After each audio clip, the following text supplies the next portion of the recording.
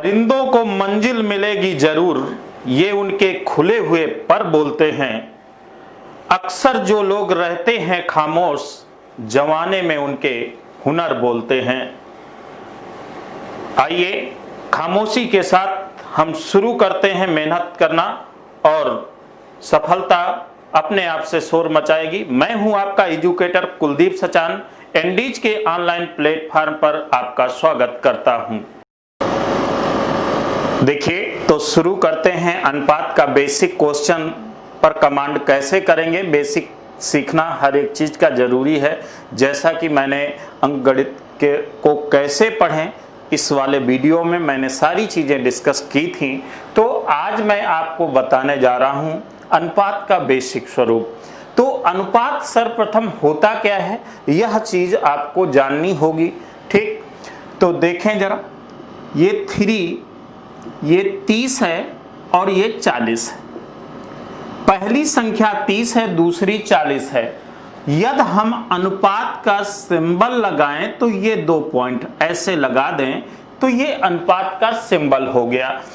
अब यहां पर ये 30 है, ये 40 है, लेकिन ये अनुपात नहीं है। सरल अनुपात बिल्कुल जो सिंपलीफाई होकर होता है वो क्या होगा, यह आपको देखना है। तो यहां पर आप एक बात जान लीजिए कि यह आपका सरल अनुपात नहीं है। तो सरल अनुपात में इसको कन्वर्ट करेंगे तो कैसे कन्वर्ट होगा, तो यहां पर देखें 1 0 अर्थात ये 10 से दोनों कट रहे हैं, 10 से दिखाई दे रहा है कट रहा है, तो 3:4 वह बड़ी से बड़ी संख्या जो दोनों में कॉमन होती है तो उसको कट कर देते हैं। और यह आप एचसीएफ में जानकारी में लेंगे, वह बड़ी से बड़ी संख्या जो दी गई संख्याओं को पूर्णतया विभाजित कर देती है वह उनका एचसीएफ कहलाती है। तो कटने का मतलब पूर्णतया विभाजित ही होती है। तो यह 3:4 प्राप्त हुआ। यह है आपका इसका अनुपातिक स्वरूप 30 और 40 का। इससे न्यूनतम अनुपातिक स्वरूप और कुछ नहीं हो सकता है। तो आपने ये देखा 3:4 30 और 40 का अनुपातिक स्वरूप है, रेशियो फॉर्म है। तो जब रेशियो फॉर्म में आप आ चुके हैं तो यहां पर पुनः इसका कंपैरिजन कर लेते हैं। यह बताइए इसको हम क्या करेंगे, ये 30 है, जैसे परसेंट में 1% की वैल्यू निकालते थे वैसे यहां पर 1 भाग की वैल्यू निकालनी होगी। ये 3 भाग है या 4 भाग है, तो 3 भाग बराबर कितना होगा, 30 होगा। तो 3 भाग बराबर 30, तो यक्स का मतलब 1 भाग, क्योंकि 3 बराबर 30 नहीं लिखा जा सकता है। यक्स हमने इसलिए लगा दिया है कि हमारा वो प्रदर्शित कर रहा है कि जो राशि है वह कौन सी है जो इसके अंदर छिपी हुई है। तो यहां पर देखें 3 10 33, तो यक्स बराबर 10 प्राप्त हो गया। यह आपका एचसीएफ है या अनुपात के 1 भाग की वैल्यू है। यदि एक चीज का दाम निकल आता है तो चाहे जितनी वस्तुओं का दाम आपको निकालना हो, सारी वस्तुओं का दाम आप निकाल सकते हैं। मार्केट में यही सारी तो प्रोसेस आप करते हैं। तो यहां पर आपने बहुत ढंग से देखा है कि ये चीज आपको समझ में आ गई कि 3 भाग बराबर 30, तो 1 भाग बराबर 10। तो यहां से देखो भाई कि 4 भाग बराबर कितना हो जाएगा, 40। 1 भाग की वैल्यू 10 के बराबर, तो 4 भाग की वैल्यू 40 के बराबर। तो मैंने दोनों तरफ से आपको कन्वर्ट करके समझाया कैसे चीजों को आपने सरलता से पढ़ना है, वो चीज आपको समझ में आ गई। अब यहां पर जैसे हम आपसे बात करें, हम कह दें 2 संख्याओं का अनुपात 3:4 है। यह दोनों संख्याओं का योगफल कितना है, 70 है। योग इनका जो दिया गया है वह 70 दिया गया है। तो आपसे पूछेगा अंतर क्या होगा, तो अंतर कैसे निकालेंगे, तो आप एक बात यहां से क्लियर कर चुके हैं। वह क्या है कि हमें सर्वप्रथम एक भाग की वैल्यू निकालनी है। और एक भाग की वैल्यू कैसे निकलती है? जिसकी न्यूमेरिकल वैल्यू दी गई होती है उससे डायरेक्ट तुलना कर देते हैं। तो यहां पर योग की न्यूमेरिकल वैल्यू अर्थात 4 और 3 योग हो गया, 7 भाग हो गया आपका, 7 पार्ट में ये डिवाइड था पूरा, तो टोटल करने पर 7 पार्ट मिले। तो 7x बराबर 70 के, तो x बराबर कितना हो जाएगा? 10 हो जाएगा। एक भाग की वैल्यू जब 10 आ गई तो 3 भाग की वैल्यू 30 हो गई और 4 भाग की वैल्यू 40 हो गई। इसी में आपसे कह दिया जाता कि इनका अंतर क्या होगा। अंतर क्या है? एक भाग है कि नहीं है। जब एक भाग का अंतर है तो यह कितना हो जाएगा? 10 हो जाएगा। इसका मतलब है हमें कुछ भी निकालना हो वह प्रोसेस सीधे सीधे हम रेशियो पर ही कर लेते हैं और उसी पर एक भाग की वैल्यू अप्लाई कर देते हैं तो सारी चीजें क्लियर हो जाती हैं। यह बात आपको भी क्लियर हो गई होगी। अब यहां पर एक बात करते हैं, देखिए ये क्वेश्चन है, इस पर हम वर्कआउट कर लेते हैं। दो संख्याओं का अनुपात 5:7 है या दोनों संख्याओं का अंतर 24 है, तो बताइए इनका योगफल क्या होगा। तो देखें जरा, 5 और 7 का अनुपात है दो संख्याओं का। अब कभी कभी यहां पर एचसीएफ की भी बात कर देता है, लेकिन हम अभी जो दी गई है बात उसी पर जानकारी देना चाहेंगे आपको। ये 5:7 है ना। जब ये 5:7 है तो यहां की यदि बात करते हैं तो 5:7, तो यहां पर जब 5:7 रख रहे हो तो क्या दिया गया है? दो संख्याओं का अंतर 24 है, तो बताइए इनका योगफल क्या होगा। तो योगफल क्या होगा? अंतर कितना भाग? 2 भाग। 2 भाग बराबर 24 के, एक भाग बराबर 12 हो गया। जब एक भाग बराबर 12 तो योग इनका कितना होगा? 7 और 5 12 हुआ। तो योगफल बराबर कितना हो जाएगा? योगफल 7 5 12, 7 5 12 हुआ तो 12 यक्स। तो अब 12 गुणे यक्स की वैल्यू कितनी है? 12 अब्राहम 144 हो गया। ये बात क्लियर हो गई। अब यहां पर यदि आप देख रहे हो कि योगफल बराबर 12 यक्स, 12 गुणे 12 बराबर 144 हो गया है, तो ये बात बिल्कुल आसानी से समझ में आ गई होगी। योग हो अंतर हो उसमें कोई टेंशन नहीं, जो प्रोसेस संख्याओं के साथ करनी है वो आप अनुपात के साथ कर लीजिए, न्यूमेरिकल वैल्यू निकल आएगी एक भाग की। अब कभी कभी अंतर पर भी लागू होगा, योगफल भी लागू होगा, लेकिन भाग की बात इसमें करेगा ही नहीं, बट गुणा की बात करेगा। जैसा कि दिख रहा है क्वेश्चन नंबर 5 आपके सामने, गुणा की भी मैंने बात की है, तो वहां पर डायरेक्ट नहीं करेंगे। तो धैर्य बनाए रखिए, सारी चीजें मैं अभी सिखाने वाला हूं। तो क्वेश्चन नंबर 2 पर आते हैं। ABC तीनों की आय का अनुपात कितना है? 2:2, 3 और 4 है। 2 3 4 है। अब ये बताइए, पहला क्वेश्चन है और ये दूसरा हो गया। 2 3 और 4 है तो ABC की आय का अनुपात मिल गया। A की आय C की आय से 2400 रुपए कम है। किससे किसकी तुलना है? A और C की। तो 2 भाग की कमी, तो 2 भाग बराबर कितने के? 2400 के। जब 2 भाग बराबर 24 तो 1 भाग बराबर 1200 आ गया। जब 1 भाग बराबर 1200 तो वैल्यू किसकी पूछी गई है? B की आय। B की आय 3 भाग है कि नहीं है? तो B की आय 3 भाग, तो B बराबर कितना हो जाएगा? 3 गुणे 1200, 12 3 36, 1200 पढ़ेंगे, कभी 1200 मत पढ़ा करें, वो तो हम लोग व्यवहारिक भाषा में बोल देते हैं, लेकिन स्टैंडर्ड ये नहीं कहता है। 12 3 36, 3600, अर्थात बी की आय 3600 रुपए होगी। आशा करता हूं ये चीज आपको समझ। देखिए क्वेश्चन नंबर 3, क्वेश्चन नंबर 3 में क्या दिया गया है? A/B+C बराबर कितने के? 2:5 दिया गया है। यह बात आप देख रहे हैं। अब वैल्यू किसकी दी गई है, आंकिक value a plus B plus C बराबर 77, तो a का मान क्या होगा, तो a प्लस बी प्लस सी का मान 77 है, तो a का मान क्या होगा। तो हमें यहां से देखेंगे तो a plus B plus C 5, b plus C कितना हो गया 5, 5 2 7, तो a plus B plus C बराबर 7 भाग हुआ कि नहीं हुआ, 7 भाग बराबर 77 के 1 भाग बराबर 11 हो गया कि नहीं हो गया।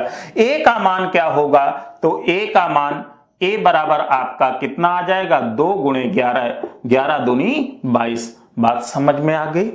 अब देखिए सरल अनुपात में बदलो, इसको सरल अनुपात में बदलना है तो पहले हम एक छोटा सा एग्जाम्पल आपको बताना चाहेंगे। जब एग्जाम्पल होगा तो देखें जरा, जैसे 1/2 है, रेशियो 1/3 है, तो जब 2 होते हैं तो कुछ नहीं करना, इनको सरल करना है, क्रॉस प्रोडक्ट कर देते हैं। तो कितना हो जाएगा, 3 एकम 3 हो गया और 2 एकम 2 हो गया। यह बात समझ में आ गई। लेकिन मुद्दे की बात यह है कि जब 3 की बात होगी तो कभी भी हम क्रॉस गुणा नहीं कर पाएंगे, इसलिए हमें यह समझना है यही बात हम 3 पर लागू करते तो कैसे अप्लाई होती। तो 3:2 की यदि बात हो रही है, ये कैसे आया, ऐसे क्रॉस मल्टीप्लाई से। तो 2 की बात तो आपको बड़ी आसानी से समझ में आ गई।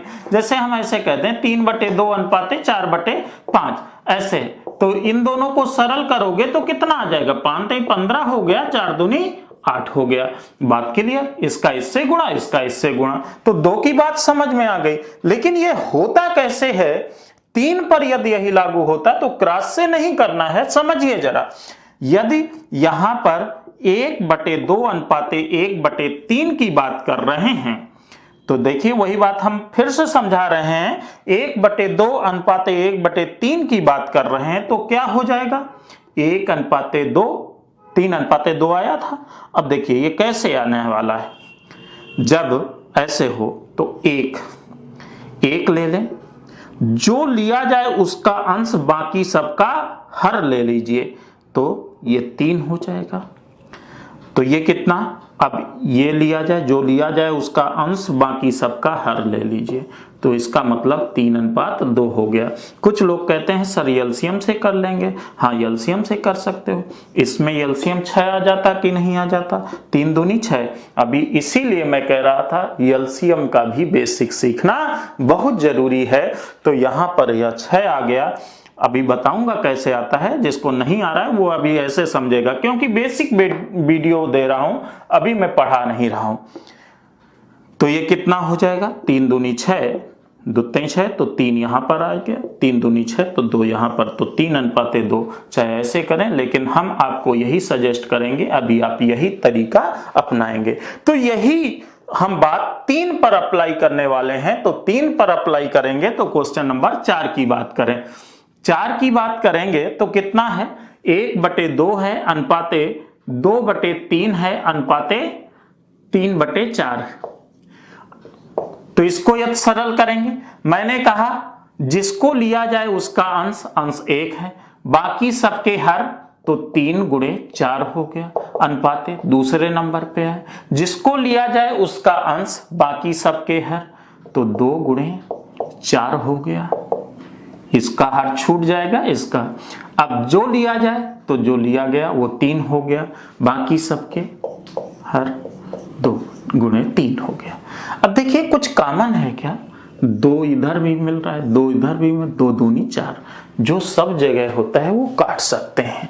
तो ये कितना आ गया, 3 दूनी 6 हो गया, 4 दूनी 8 हो गया, अब 3 त्रिका 9 हो गया, 6:8:9 प्राप्त हो गया।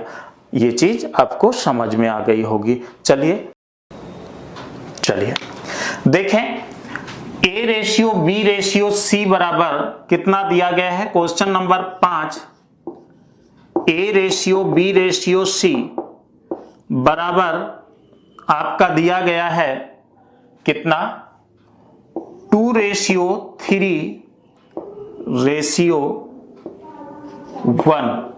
ABC बराबर 48। तो तो कुछ लोगों के दिमाग में आ रहा है कि सर आपने ही तो बताया है कि जो प्रोसेस आंकिक मान की है वही अनुपात में कर दीजिए। हाँ, एक बार आपके अनुसार हम कर दे रहे हैं। कितना, 3 दूनी 6, 6 कम 6 यक्स, लेकिन बाबू यहां पर भी यक्स लगा होगा, यहां पर भी यक्स लगा होगा, यहां पर भी यक्स लगा होगा, तो तीनों स्थान पर जब जब यक्स आएगा तो यक्स क्यूब। तो यहां पर एक बात याद रखनी है, जब भी गुणा की बात होती है तो जितनी संख्याओं का गुणनफल का इस्तेमाल किया गया है उतनी बार ही यक्स पावर में होगा। क्लियर है? तो ये आपका 48 है, तो यक्स बराबर यक्स क्यूब बराबर कितना हुआ, 8 हुआ। तो यक्स क्यूब बराबर 2 का क्यूब लिखा जा सकता है, तो यक्स बराबर 2 आ जाएगा। यक्स की भाग की वैल्यू 2 आ गई है, एक भाग की वैल्यू। ए बराबर कितना है, 2 गुणे कितना, एक का भाग 2 है, 2 गुणे 2 बराबर 4। ए की वैल्यू आपकी 4 के बराबर हो जाएगी। यह आपका आंसर हो गया। क्लियर? अब देखें, A ratio A plus B थोड़ा सा अलग है। A ratio A plus B यह दिया गया है कितना, 3:7। भैया ए रेशियो बी निकालना है तो अनुपातिक, तो यहां पर एक साथ है ए प्लस बी। तो आपको ये पता है जब ये ए प्लस बी है, ए बराबर आपका 3 हो रहा है, तो ये आपके ए को बताएगा। तो बी यदि निकालना होगा तो 7 में से कितना घटा दो, ए प्लस बी में से ए घटा दें तो बी बचेगा। 7 माइनस 3 हो गया। क्लियर हो गई बात? अर्थात ए रेशियो बी बराबर कितना प्राप्त हो जाएगा, 3:4 प्राप्त हो जाएगा। यानी कि सीधी सीधी बातें, जब अनुपात से अनुपात में ही जाना है तो कोई टेंशन नहीं होनी चाहिए। जो प्रोसेस संख्याओं के साथ करनी है वो सीधे अनुपात के साथ कर दी जानी चाहिए। अब बात समझ में आ गई। अब देखें क्वेश्चन नंबर 7। तो क्वेश्चन नंबर 7 की यदि बात करें, देखें क्वेश्चन नंबर 7 क्या दिया गया है, A plus B ratio B plus C ratio C plus A बराबर 4:5:7। A ratio B ratio C निकालना है ना, तो सीधे दिमाग यहां पर लगाइए। यदि इन तीनों को जोड़ दिया जाए तो क्या होगा, 2 बार ए है कि नहीं है, 2 बार बी है, 2 बार सी है, तीनों को जोड़ेंगे तो 2a प्लस बी प्लस सी मिलेगा। तो इसका आंकिक मान, तो जो प्रोसेस यहां पर किए वही यहां पर कर दें। 5 4 9 9 7 कितना हो गया, 16। अर्थात a plus B plus C बराबर कितना आ जाएगा। ये जो वैल्यू हम काम कर रहे हैं वो अनुपात के रूप में कर रहे हैं, तो ये 8 आ गया कि नहीं आ गया।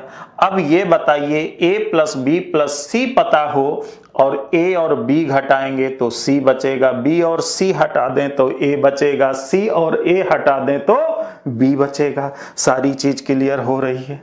a ratio b ratio c कैसे आएगी, a प्लस बी प्लस सी में a निकालना है तो b और c हटाना पड़ेगा। 8 माइनस b और c 5 हुआ कि नहीं हुआ। अब यहां पर यदि आप देख रहे हैं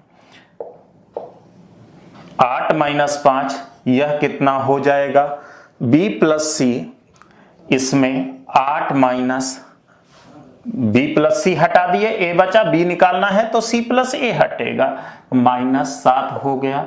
रेशियो 8 माइनस कितना हो जाएगा, 8 माइनस की यदि बात करेंगे यहां पर क्या करेंगे, c प्लस a क्या निकालना है, c निकालना बचा है ना, तो c निकालना है तो a प्लस b घटेगा। 4 हो गया कि नहीं हो गया। 8 माइनस 5, ये सारी चीजें क्लियर हुई ना। a प्लस बी प्लस सी में से यदि हम bc हटा दें तो a बचेगा, ca हटा दें तो b बचेगा और ab हटा दें तो c बचेगा। तो यहां से पकड़ के हटा दीजिए। सारी चीजें पता है ना, क्लियर हो रही हैं। तो आप यहाँ पर देखेंगे 3 हो गया, ये कितना हो गया 8 में 7 घटेगा 1 हो गया, ये कितना बचेगा 4 हो गया। अर्थात A ratio B ratio C का मान 3:1:4 होगा।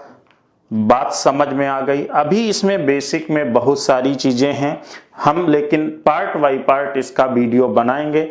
इनवर्स रेशियो के बारे में जिक्र करेंगे, सारी चीजें उन पर हम अलग अलग वीडियो दे देंगे आपको। सतत अनुपात क्या होता है उस पर जिक्र करेंगे। लेकिन आज के लिए इतना ही काफी। एंजॉय करते रहिए, मिलते हैं अगले वीडियो में।